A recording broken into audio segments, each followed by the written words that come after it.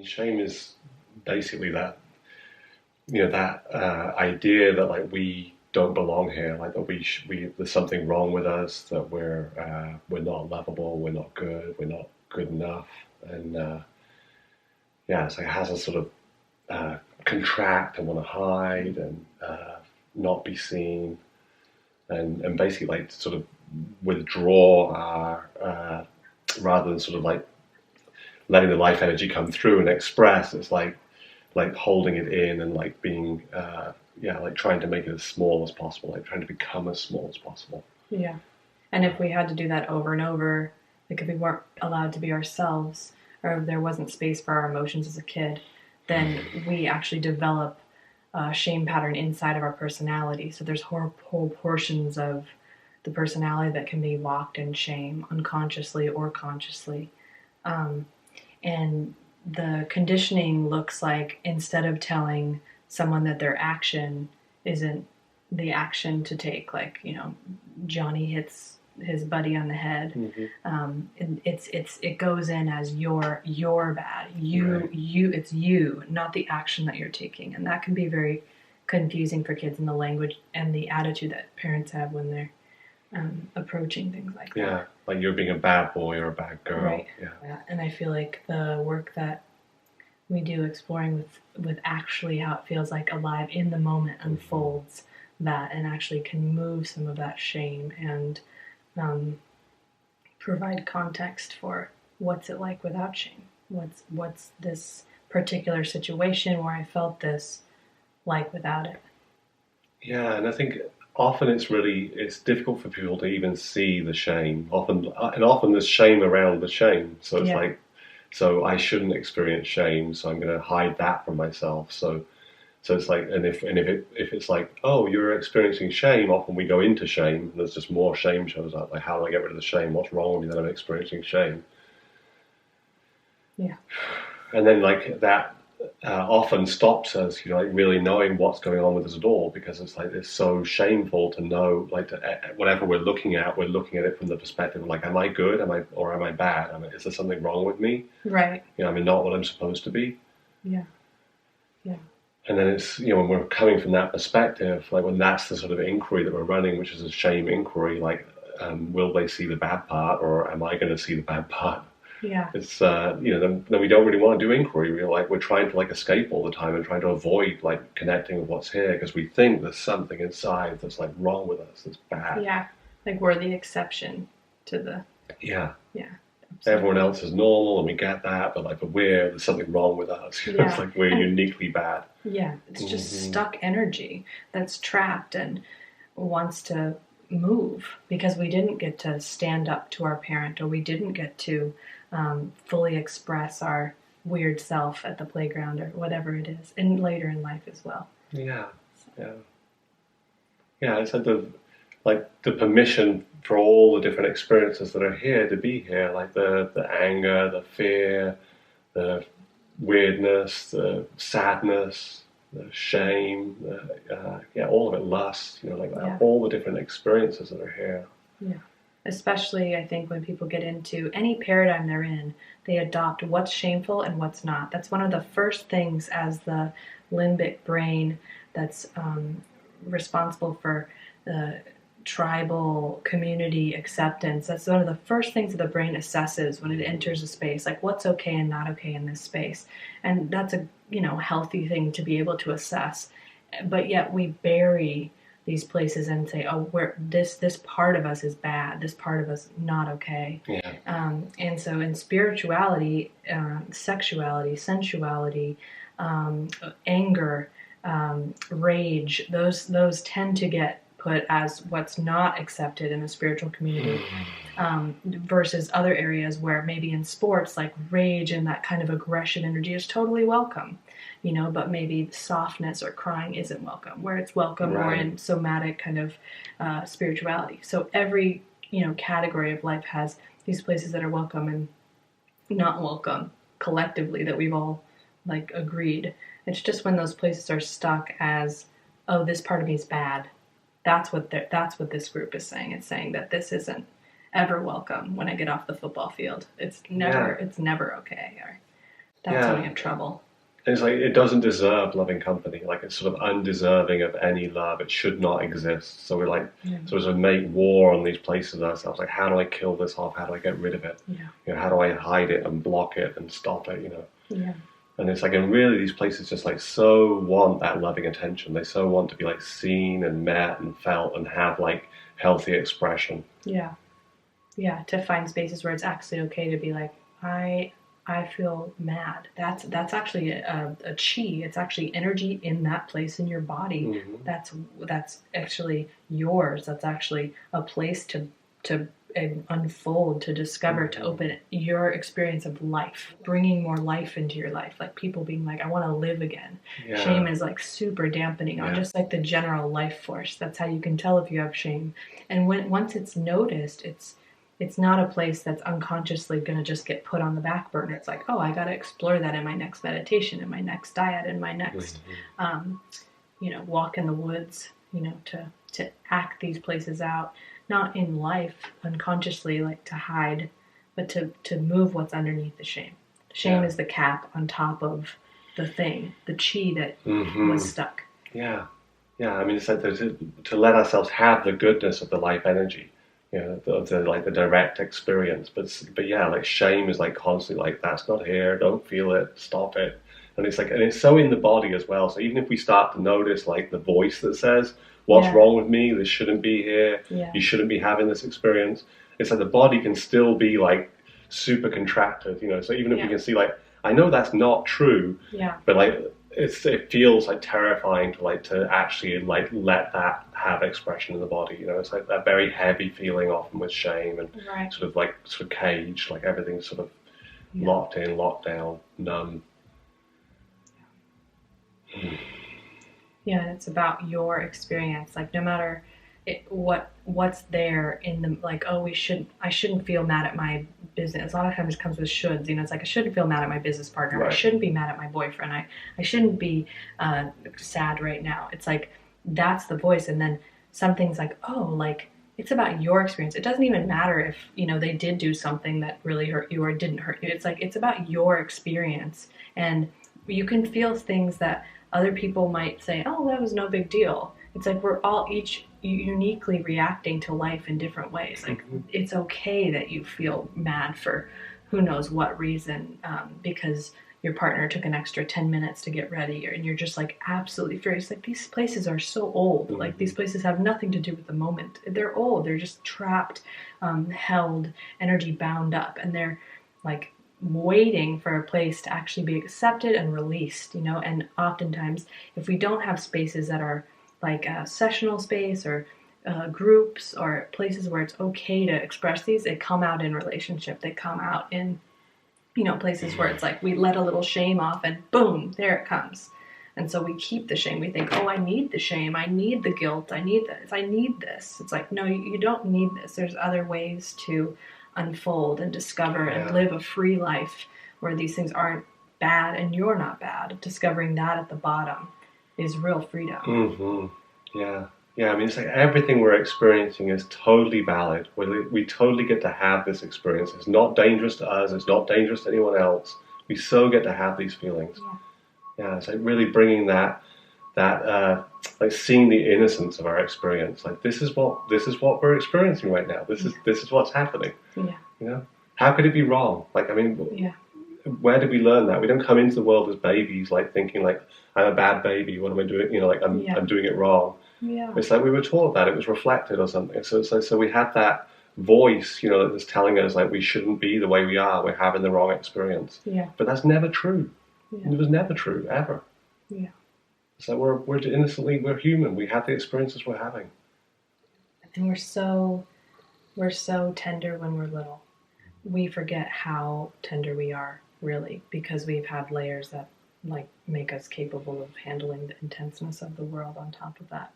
And that's not the only way to live. Once we uncover these places, we're actually scared of feeling the feelings inside of us, because the last time they came up, there was not a parent or a caregiver or a classroom that was actually capable of allowing you to move those emotions, allowing you to feel those feelings, allowing you to express them.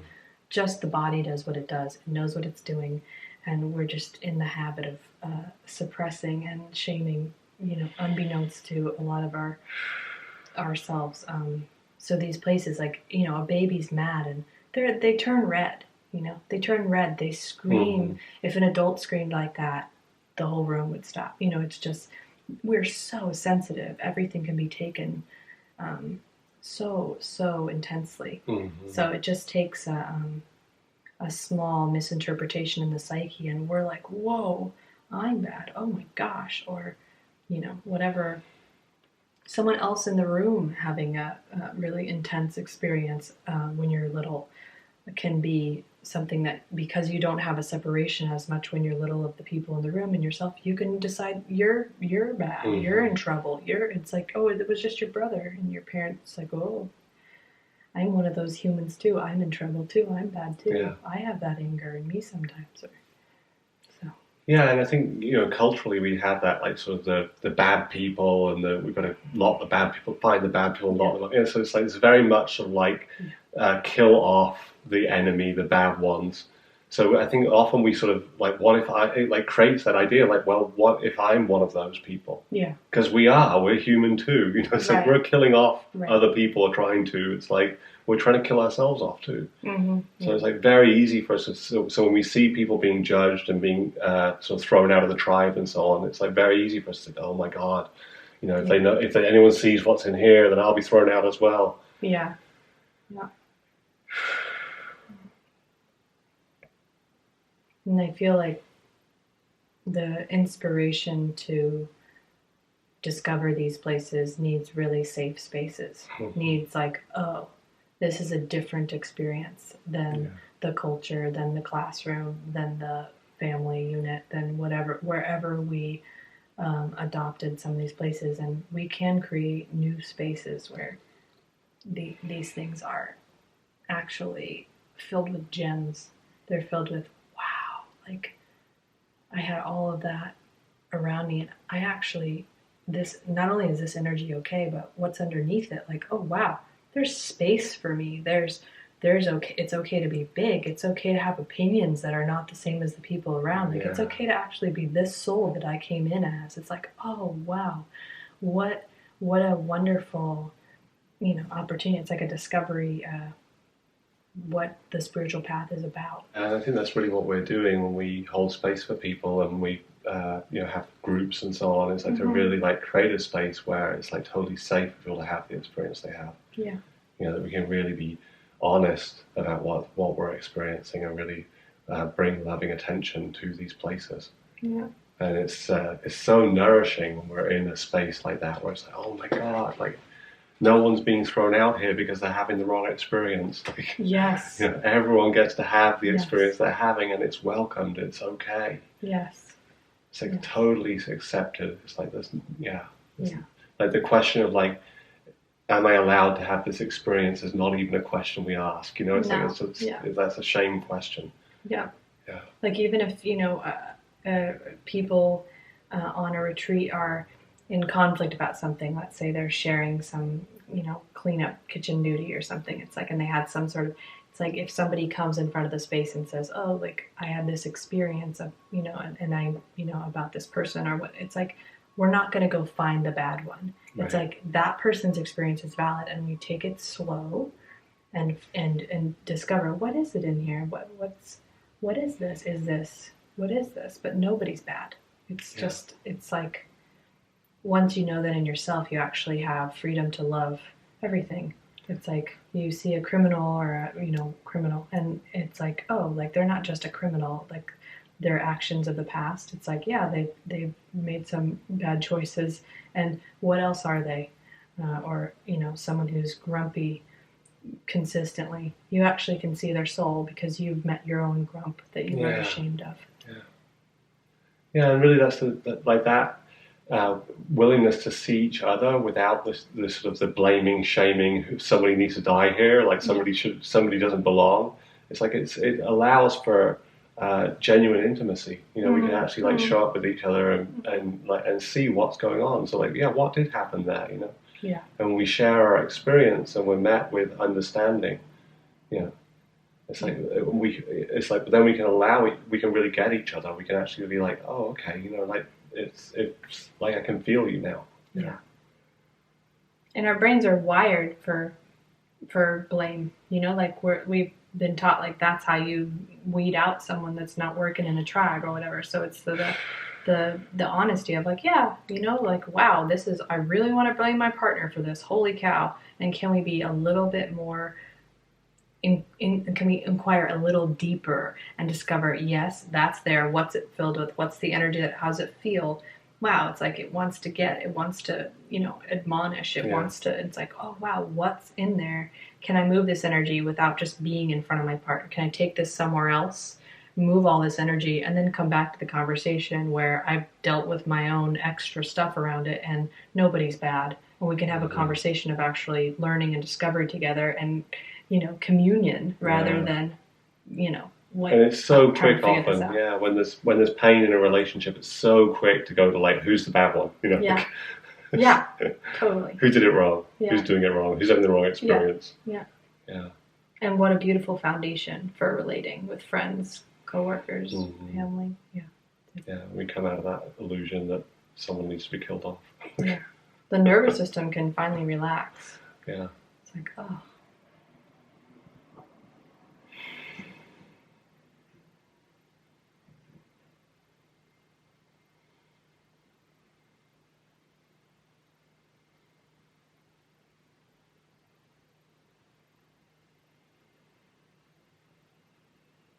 Trying to feel into like some of the ways that shame is actually feeling in the body and how to recognize shame.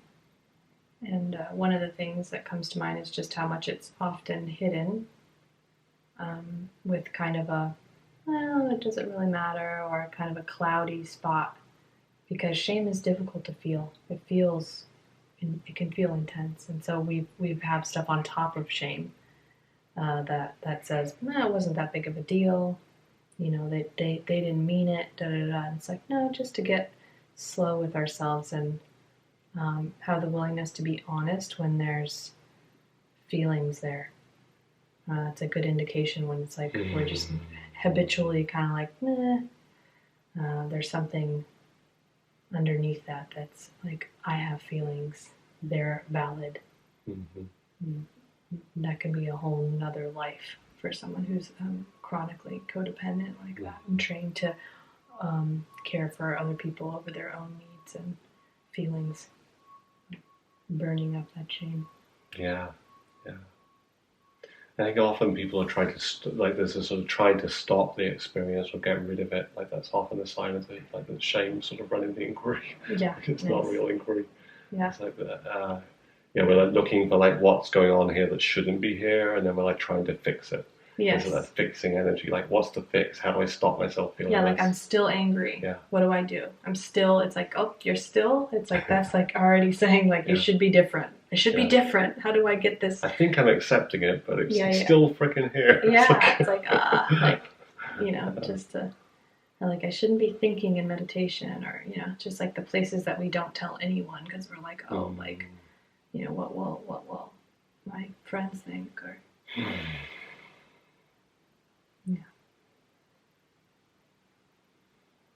Yeah, it's so powerful when we notice that we're in that place of rejecting our experience, of making it wrong. Just like to bring that into consciousness is so powerful, because it's like then we have the opportunity of relating to these places in a different way.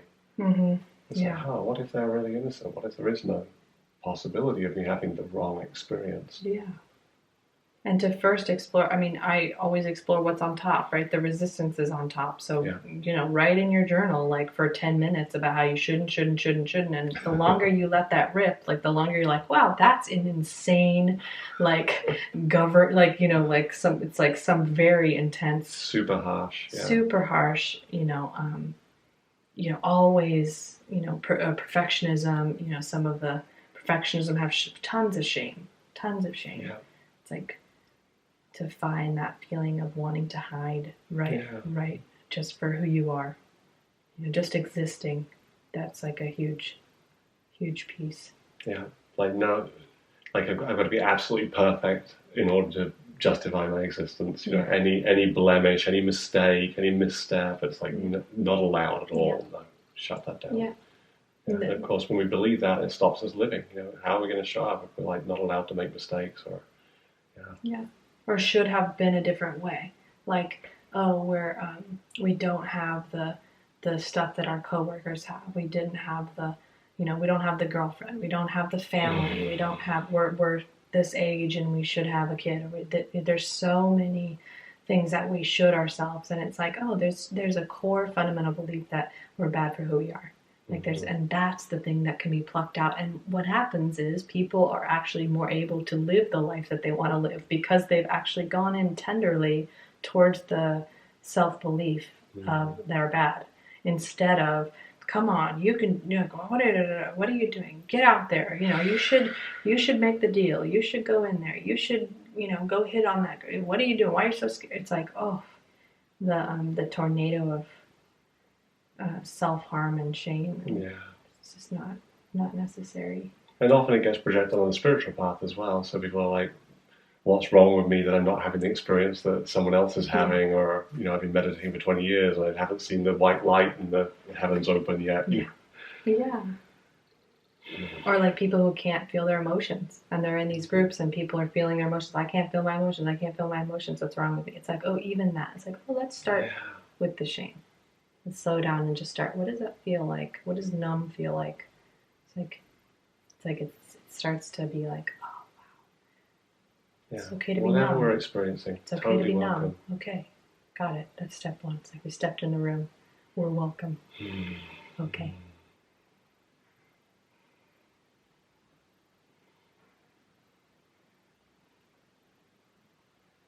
It's so wonderful when we have the experience of being met with love in these places, and often that's like it's such a potent sort of medicine for these places that have been shamed in the past. So we sort of imagine like no one will ever give me loving company here. Like this is like just obviously wrong and bad. Yeah. And like to be met with loving acceptance there, it's like it's like that's your experience. Yeah, it so gets to be here. Yeah. And you can feel beings that you can feel beings that have worked through a lot of shame. It's like they're still perfectly imperfect all over the place. And gosh, is it so nourishing just to be around someone who's being their weird self or their whatever self, like their ordinary self, their self. It's like you can feel that the self, that quality of isness that makes us who we are, that makes us this unique, divine, one expression of this possibility coming out of space. It's like, wow, a life like this one. And gosh, it's contagious. It's like, oh, you want to be around that. You want to learn from that. You want to discover. And just as like we try to discover from parents when we're young, it's like if we have parents that have the same things going, how do we expect to know something different? Just to be so gentle there. It's like, of course. It's like, of course. Yeah, it's like that, the freedom that comes when the shame relaxes a bit. It's like so beautiful, like when the life energy can express freely. Our life energy wants to be here. Amen. This energy feels so permissive too. Like when there's less shame, it's like I can feel the field is instead of no. It's like we project that that's the field. The field is filled with a yes for all of it. Yeah. It's like we are this field. We're naturally non-shaming. We're naturally yesing everything. We're naturally just loving it. So. Yeah, I mean, it's always been so surprising to me, like when there are these places that are just like you must never feel this. It's terrible. Like when awareness touches it. Like awareness rather than shame, it's just like, oh my God, like it's okay. I mean, it's so shocking, how awareness is so gentle with our experience. Yeah, because it comes out of sleep. That's why it's called being awake. Yeah. It's like each place that we can come out of asleepness, come out of hiding. It's an opportunity for, oh, hello, Planet Earth, welcome life. Yeah.